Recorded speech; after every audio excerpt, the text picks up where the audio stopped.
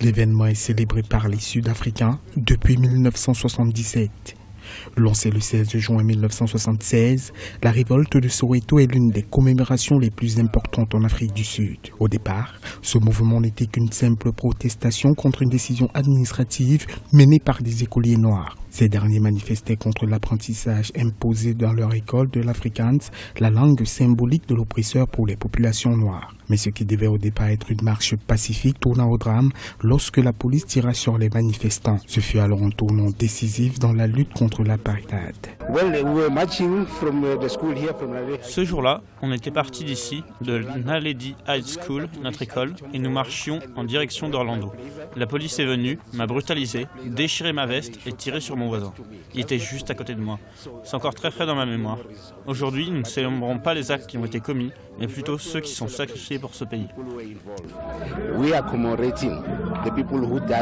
La révolte de Soweto se transformera rapidement en lutte contre l'apartheid.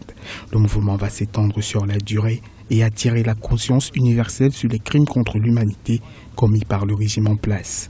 En 1977, l'ONU décrète un embargo sur la vente d'armes en Afrique du Sud. 16 ans plus tard, c'est la fin de l'apartheid. Nelson Mandela devient le premier président noir à accéder à la présidence de la République. Le sacrifice des personnes tuées n'a pas apporté beaucoup de changements pour les Noirs, mais il a changé beaucoup de choses parce que nous avons le droit de prendre la parole pour nous défendre. Ça a amélioré beaucoup de choses.